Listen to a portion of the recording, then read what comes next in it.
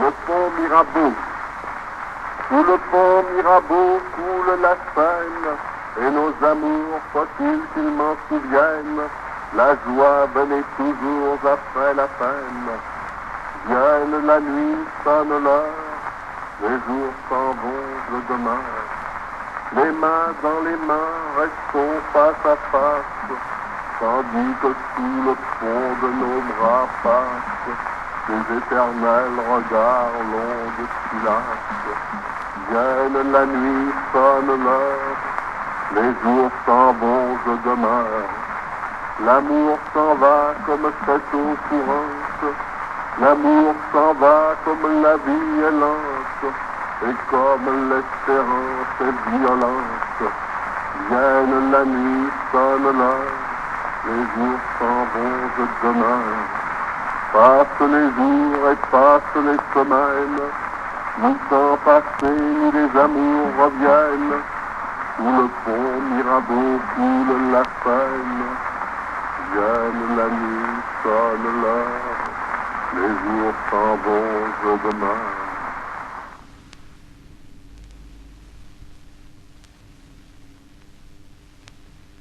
Ces morceaux choisis en 1928, dans la dernière édition, ont compté 73 poètes, finalement. Dans le lot important des nouveaux venus, tout d'abord Apollinaire.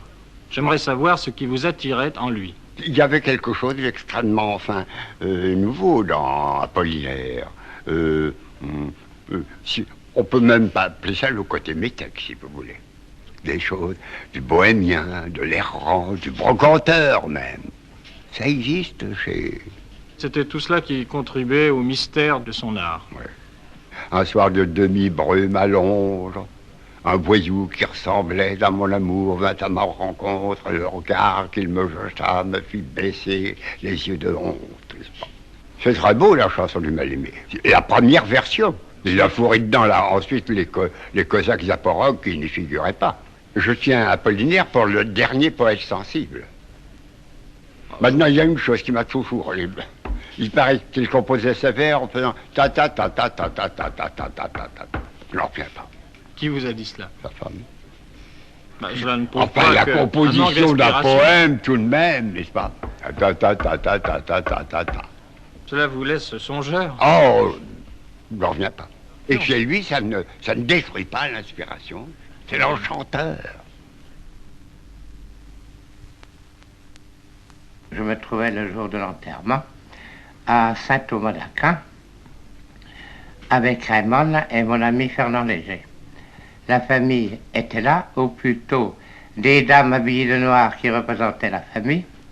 Il y avait avant tout cette pauvre Jacqueline Apollinaire qui tenait tout juste debout, qui avait une grippe épouvantable, et qu'une chère amie à moi, Madame Eugenia Ruiz de Razoris de Santiago du Chili, accompagnait pour la ramener en auto et habillée de noir, exagérément, comme on l'est dans les pays d'Amérique du Sud. Il y avait Madame Apollinaire mère, que je n'avais pas l'honneur de connaître, que j'ai vue pour la première fois, vue est une façon de parler, que j'ai à peine aperçue derrière son voile noir. C'était une femme, avait-on dit, très autoritaire, devant laquelle Guillaume tremblait. Elle a fait preuve de son autorité parce qu'une demi-heure, une heure plus tard, en rentrant du cimetière, elle avait fait apposer les scellés sur l'appartement d'Apollinaire afin que cette pauvre Jacqueline ne puisse pas rentrer chez elle. Elle était mariée. Nous avons été forcés de nous adresser au commissaire de police pour faire lever les scellés. C'est vous dire que l'atmosphère n'était pas très drôle. Il y avait également, comme membre de la famille, un garçon qui s'appelait Max Jacob, qui réellement m'a fait une impression terrible ce jour-là. Il avait l'air d'un diablotin tombé dans le bénitier, dont il émergeait à tout bout de champ, repiquait une tête, allait je ne sais quoi faire derrière les dames en noir, serrait les mains à tout le monde, etc., etc. Enfin, c'était très typiquement Max Jacob, mauvaise langue comme il l'était quand il voulait bien l'être.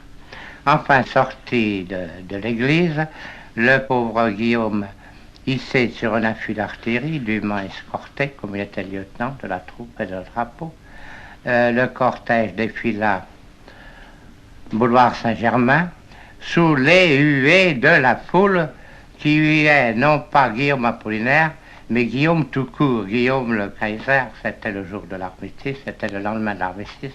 Les derniers soulographes, les derniers danseurs dans les rues étaient toujours là, et ils poussaient des hurlements affreux. Mais plus terrible était ce que j'entendais chuchoter dans mon dos, et qui fit que je quittais le cortège au coin du boulevard Saint-Michel et du boulevard Saint-Germain.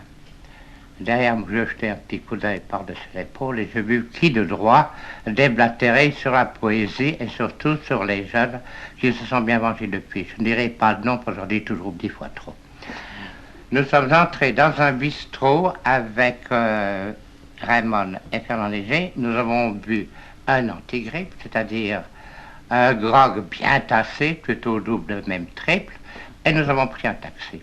Et la chose qui me stupéfie jusqu'au jour d'aujourd'hui, et qui me fait dire qu'Apollinaire n'est pas mort, c'est que, ayant traversé tout Paris en taxi, arrivé au Père-Lachaise, le cortège Apollinaire avait déjà disparu. La cérémonie avait eu lieu. C'est Paul Fort qui me dit, écoute mon petit vieux, tu as qu'à grimper, tu verras bien là-haut, il y a 2 trous, et tu te renseigneras. Or, il y avait bien 2 trous. Entre les 2 trous, il y avait les employés de chez Borgnol. Je m'adressais au chef de l'équipe qui me dit, écoutez, moi je ne sais pas, qui est bien Apollinaire, Kostrowski, bien un lieutenant. Il me dit, c'était 2 lieutenants. Je ne sais pas quel est Apollinaire, qui n'est pas Apollinaire. Si bien que 5 minutes après l'enterrement, personne ne savait où Apollinaire était loti. Je me suis penché sur les 2 tombes et dans une, à moitié bourrée de mottes de gazon, il y avait une motte congelée qui avait exactement la forme d'Apollinaire. Et c'est ce qui m'a fait dire, Apollinaire, mes enfants, Apollinaire n'est pas mort.